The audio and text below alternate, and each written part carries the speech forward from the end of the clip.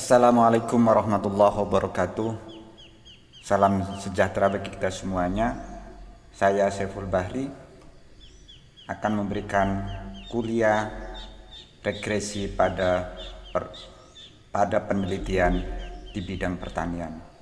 Mata kuliah kali ini adalah mata kuliah rancangan percobaan pada program studi agroteknologi. Baik, yang saya hormati mahasiswa, kita bicara tentang regresi.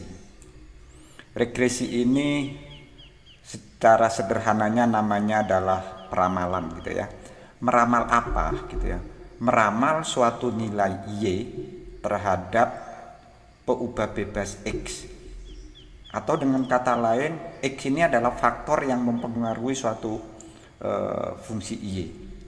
Nah, secara umum regresi ini ditulis dengan persamaan Y sama dengan A plus B1 kali X1 ditambah dan seterusnya ya, sampai pada BKXK. Nah, Y ini adalah peubah yang tergantung atau peubah yang dependent. A disebut dengan konstanta, B ini B1, B2 dan seterusnya sampai B yang ke K disebut dengan koefisien.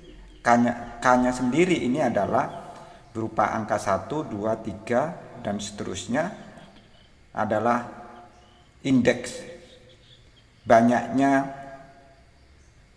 peubah X. Jadi kalau X-nya itu ada 2 berarti K-nya 2 berarti B1 dan B2 dan seterusnya. Nah, X ini disebut dengan peubah bebas. Maksudnya peubah bebas ini peubah yang independen, yang tidak berpengaruh satu sama lain antara X, tetapi X-nya baik X1, X2 dan seterusnya itu akan mempengaruhi kepada peubah tergantung Y. Jadi di sini adalah X akan mempengaruhi fungsi atau peubah Y. Misalkan dalam sosial ekonomi pertanian itu faktor-faktor produksi itu akan mempengaruhi hasil atau produk suatu tanaman. Misalkan faktor produksinya itu ada pupuk, ada pestisida, ya, ada tenaga kerja, ada sarana prasarana yang lain, itu disebut dengan faktor produksi. Nah, kita simpulkan faktor produksi itu X. Kemudian secara teoritis faktor produksi X ini akan mempengaruhi suatu hasil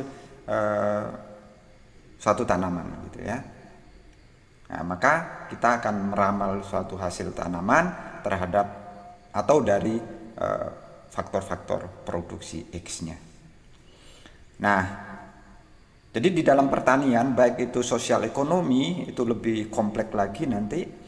Juga di dalam agronomi, agroteknologi itu juga bisa menggunakan regresi. Misalkan X-nya itu dosis pupuk urea misalkan. Dosis yang digunakan 0, 1, 2, 3 misalkan. Atau 0, 30 kg per hektar, 60 kg per hektar dan seterusnya. Itu juga bisa. Jadi kita bisa meramal suatu berat kering misalkan terhadap pemberian suatu dosis pupuk urea misalkan. Nah, itu kita ramal dengan persamaan regresi. Baik, kalau begitu regresi itu kalau melihat dari banyaknya peubah X-nya itu ada yang sederhana, ada yang ganda. Dikatakan sederhana apabila cacat X-nya itu hanya 1. Jadi misalkan hanya dosis pupuk urea misalkan. Nah, itu berarti disebut dengan regresi sederhana. Persamaannya sama dengan Y sama dengan A plus B kali X. Itu ya. Baik, kalau regresi ganda ini peubah X-nya lebih dari 1. Jadi ada X1, ada X2 sampai X yang ke K. Jadi misalkan ada 3 ya berarti X1, X2, X3. Jadi misalkan X1-nya itu pupuk, X2-nya itu pestisida, X3-nya itu adalah tenaga kerja mempengaruhi produk Y gitu ya. Itu disebut dengan regresi ganda. Ini hanya menyangkut cacah daripada faktor X-nya. Kalau satu disebut sederhana, kalau lebih dari satu disebut dengan ganda. Baik, kita lanjutkan dengan regresi polinomial. Poli itu banyak, nomial suku, nah, gitu ya bahasa sederhananya gitu. Jadi regresi yang sukunya banyak. Nah, regresi polinomial ini termasuk regresi yang nonlinear ya. Sebetulnya peubah bebasnya faktor X-nya itu hanya ada satu sebetulnya. Jadi misalkan dosis pupuk urea sebagai X. Nah, Y ini disebut dengan peubah tergantung, A konstanta, B koefisien, K suku. Kalau di regresi ganda gitu ya, itu X1, X2, X3 itu berbeda. Jadi dosis pupuk, tenaga kerja, pestisida. Tapi kalau di regresi polinomial ini kita hanya bicara satu faktor saja. Misalkan dosis pupuk urea X. Nah, hanya di dalam regresi polinomial ini sukunya banyak. Itu maksudnya suku ini nanti dipangkatkan gitu ya. Jadi A plus B1 kali X pangkat 1 ditambah B2 kali X pangkat 2 ditambah dan seterusnya BK X pangkat K. Itu. Nah, itu K ini adalah sukunya. Kalau hanya satu suku disebut dengan linear, kalau sukunya 2 disebut dengan kuadratik, kalau sukunya 3 disebut kubik, 4 kuartik dan seterusnya gitu ya. Contoh regresi polinomial 2 suku. Pelakuan dosis pupuk urea menggunakan 3 level dosis. Misalkan 0 kg per hektar, 30 kg per hektar, 60 kg per hektar. Ya, 3 dosis ya. Maka sidik ragamnya ini kalau RAKL seperti biasa ada di sumber keragamannya ada blok, nomor 2 ada perlakuan, nomor 3 ada galat, 4 total. Itu seperti biasa. Bedanya di mana? Itu di perlakuan. Perlakuannya dibedakan atas komponen sukunya. Nah, karena ada 2 derajat bebas, ya, derajat bebas itu kan 3 minus 1 ya. Perlakuan dikurangi 1, 2. Maka perlakuannya dibagi komponen sukunya. Komponen sukunya kalau 2 itu linear dan kuadratik. Itu ya. Nah, seperti ini perbedaannya. Nah, ini nanti dicari sumber ragam linear dicari dB-nya 1 jelas, jumlah kuadratnya nanti dihitung, kuadrat tengahnya dihitung dan F hitungnya dicari apakah beda nyata atau tidak.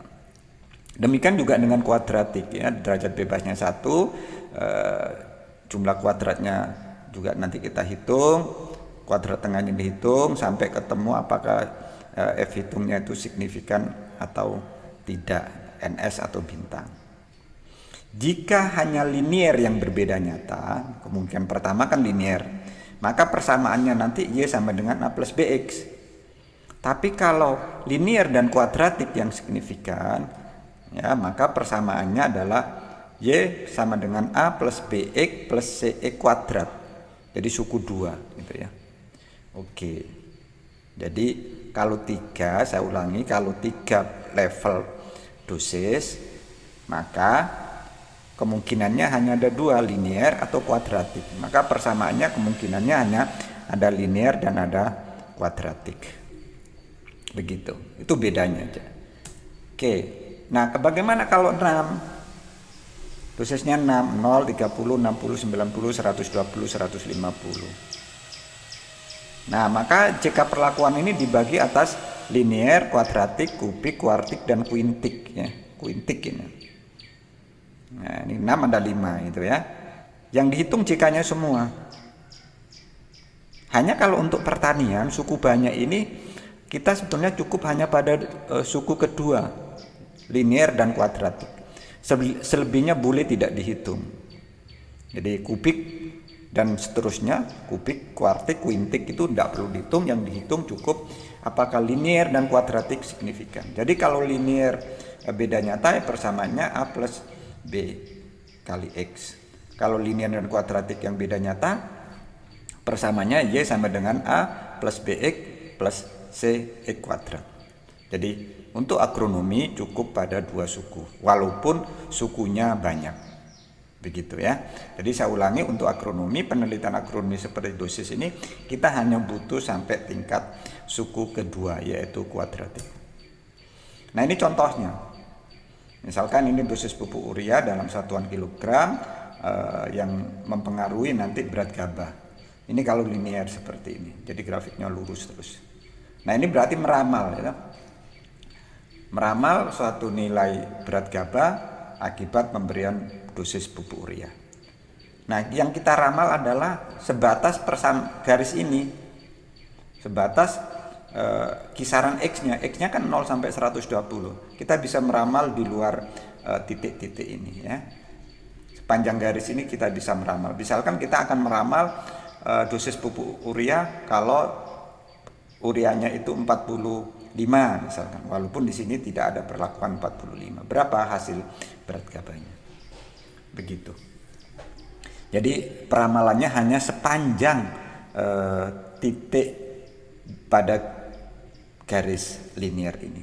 Tidak boleh lebih dari 120. Jadi misalkan kita akan meramal di atas 120, nggak bisa, karena yang diperlakukan hanya 0 sampai 120. Ini peneliti harus paham di situ. Oke, saya akan meramal 140 kg per hektar, berapa hasilnya? Nggak boleh, nggak dibenarkan gitu ya. Karena yang diperlakukan hanya maksimal 120. Jadi yang bisa diramal hanya sepanjang titik ini. Oke, itu yang linear. Nah, ini yang kuadratik. Linear kuadratiknya beda nyata. Ini contohnya adalah sama-sama datanya sama, tapi signifikannya sampai kuadratik. Linear dan kuadratik signifikan. Persamaannya Y sama dengan A plus BX plus E kuadrat. Bentuk grafiknya seperti ini ya. Naik sampai di titik 80-an ini menjelang 100 dia mulai turun gitu ya. Jadi ini polinomial ini, kuadratik ini ya. Ini bentuk kuadratik seperti itu. Sehingga bisa kita tahu, nanti bisa kita ramal titik maksimalnya, dosis maksimalnya sekitar hampir 100 kg per hektar urea di sini ya, gitu. Hasilnya kurang lebih 14 kg gabah gitu. Jadi bisa tahu. Kalau ditambah lagi di atas 100 turun dia. Ya, jadi kalau di atas 100 kita bisa memprediksi hasilnya akan turun gitu. Begitu ini kegunaan dari regresi polinomial untuk pertanian. Nah, sekarang untuk menghitung itu jk linear, kuadratik dan sebagainya ini menggunakan tabel ya. Nanti di dalam contoh perhitungannya kalian harus punya tabel koefisien kontras regresi polinomial seperti ini. Nah, kalau sukunya itu 1 disebut linear, kalau sukunya itu 2 itu kuadratik, sukunya 3 kubik, kuartik, kuintik, sektik atau heksik, septik, oktik, nonik dan desik. Nah, walaupun ini banyak, orang pertanian agronomi khususnya hanya menggunakan 2 suku. Kalau begitu kita kalau penelitian dosis itu tidak perlu banyak-banyak ya, cukup 3 atau 4 aras dosis. Jadi sudah cukup karena yang dicari hanya linear dan kuadratik. Baik, uji regresi polinomial pada penelitian pertanian ini biasanya digunakan pada penelitian yang perlakuannya bersifat kuantitatif, seperti dosis, konsentrasi, jumlah benih per hektar, atau populasi gitu ya, boleh. Biasanya tujuan penelitiannya ini adalah mengetahui respon atau mengetahui sejauh mana sih hasil tanaman itu akibat pemberian suatu atau berbagai aras perlakuan gitu ya. Jadi ini mengetahui sejauh mana atau mengetahui responnya, bukan mengetahui apakah itu sepasang perlakuan itu beda atau tidak, bukan. Tetapi tujuan penelitiannya adalah mengetahui sejauh mana. Nah, setelah analisis ovarian disusun, maka dilanjutkan dengan analisis ovarian yang tersusun atas komponen regresi polinomialnya tadi ya. Jadi jika perlakuannya itu dibagi atas jika perlakuan linier, jika perlakuan kuadratik, dan seterusnya. Oke, lalu dihitung persamaan regresi polinomialnya. Hanya untuk pertanian ini disarankan cukup pada regresi linier atau regresi kuadratik. Demikian sekilas tentang regresi polinomial pada penelitian pertanian. Semoga bermanfaat. Assalamualaikum warahmatullahi wabarakatuh.